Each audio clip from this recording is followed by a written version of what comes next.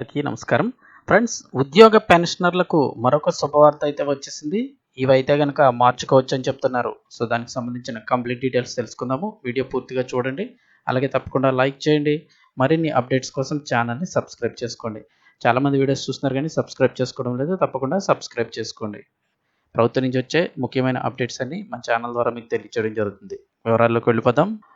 ఉద్యోగులందరికీ కేంద్ర ప్రభుత్వం ఇప్పుడు భారీ ఊరట కల్పించింది. పెన్షన్ స్కీమ్ ఎంపికలో ఉద్యోగులందరికీ మరో అవకాశం ఇస్తున్నట్లుగా తెలిపింది. ఈ మేరకు పెన్షన్ అండ్ పెన్షనర్ల వెల్ఫేర్ విభాగం ఇటీవలే గెజిట్ నోటిఫికేషన్ కూడా విడుదల చేయడం జరిగింది. ఆ మేరకు డేట్ కూడా ప్రకటించారు. సో వివరాలు చూసినట్టయితే కనుక నేషనల్ పెన్షన్ సిస్టమ్ ఎన్పిఎస్పై ఉద్యోగుల నుంచి తీవ్ర వ్యతిరేకత వచ్చిన సంగతి మనందరికీ తెలిసిందే. పాత పెన్షన్ స్కీము తిరిగి పునరుద్ధరించాలన్న డిమాండ్లు పెరిగిన క్రమంలో యూనిఫైడ్ పెన్షన్ స్కీమ్ అంటే యూపీఎస్ని తీసుకొచ్చారు. అంటే గతంలో ఓపీఎస్ అయితే ఉండేది, దాని ప్లేస్లో ఎన్పిఎస్ తెచ్చారు. ఆ ఎన్పిఎస్ ఎవరికి నచ్చలేదని చెప్పి మళ్ళీ కొత్తగా యూపీఎస్ తీసుకొచ్చారు. అయితే ఒకసారి యూపీఎస్ ఎంచుకున్న తర్వాత మళ్ళీ తిరిగి ఎన్పిఎస్లోకి మారే అవకాశం లేకపోవడంతో ఈ పథకానికి కూడా పెద్దగా ఆధారం రాలేదు. అంటే కొత్తగా తెచ్చిన యూపీఎస్కి కూడా పెద్దగా ఆధారం రాలేదు.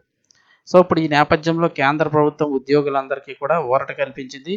యూపీఎస్ స్కీమ్ నుంచి ఎన్పిఎస్లోకి ఒకసారి మారేందుకు అవకాశం ఇస్తున్నట్లుగా తాజాగా వెల్లడించింది.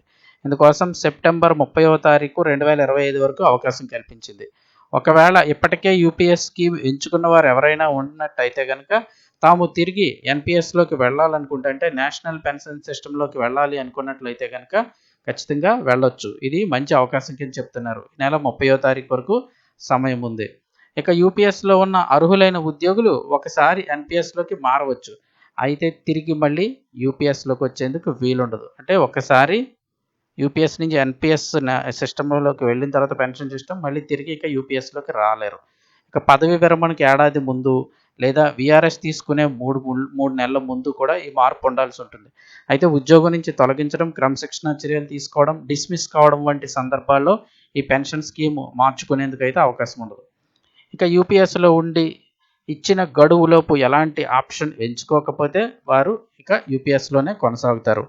ఎన్పిఎస్లోకి మారినట్లయితే ఎన్పిఎస్ బెనిఫిట్స్ అమలవుతాయి. అలాగే 4% కాంట్రిబ్యూషన్ అయితే కనుక మారుతుంది.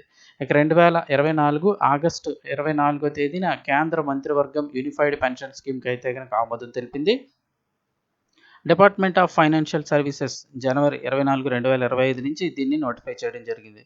ఏప్రిల్ 1, 2025 నుంచి ఈ యొక్క యూనిఫైడ్ పెన్షన్ స్కీమ్ అంటే యూపీఎస్ అయితే అమల్లోకి రావడం జరిగింది. నేషనల్ పెన్షన్ సిస్టంలోనే ఉన్న ఉద్యోగులు యూపీఎస్లోకి మారేందుకు అవకాశం కల్పించారు. ఈ స్కీమ్ ద్వారా గ్యారంటీ పెన్షన్ ఆప్షన్ కూడా అందుబాటులోకి తెచ్చారు. అయితే ఉద్యోగుల నుంచి దీనిపై పెద్దగా ఆదరణ లభించలేదు. ఎందుకంటే యూపీఎస్ ఎంచుకున్న వారిలో కొంతమంది తిరిగి ఎన్పిఎస్లోకి వెళ్ళాలనే ఆలోచనలో ఉన్నట్లు పలు నివేదికలు అయితే తెలిపాయి. అంటే కొత్తగా సిస్టమ్ పెడితే అందులోకి వెళ్ళారు కానీ చాలామందికి ఇష్టం లేక తిరిగి వెనక్కి వెళ్దారు అనుకున్నారు. అయితే మొన్నటిదాకా ఛాన్స్ లేదు. ఇప్పుడు ఈ క్రమంలోనే కొత్త సిస్టమ్ యూపీఎస్ ఎంచుకున్న వారందరికీ తిరిగి ఎన్పిఎస్లోకి వెళ్ళేందుకు ఒకసారి అవకాశం ఇస్తూ కేంద్రం నిర్ణయం తీసుకుంది. తిరిగి ఒకసారి ఎన్పిఎస్లోకి వెళ్ళిపోయారంటే మళ్ళీ యూపీఎస్లోకి రావడానికి ఛాన్స్ లేదు. సో జాగ్రత్తగా 1-2 సార్లు ఆలోచించుకొని ఇప్పుడు ఉన్న దాంట్లో ఉంటారా, వేరేగా మారుతారా ఏంటనేది ఈ నెలాఖరులోపు ఎంచుకొని ఆప్షన్ అయితే ఇచ్చుకోండి. అలాగే లేటెస్ట్ అప్డేట్స్ ఎప్పటికప్పుడు తెలుసుకోవడానికి ఛానల్ని సబ్స్క్రైబ్ చేసుకోండి.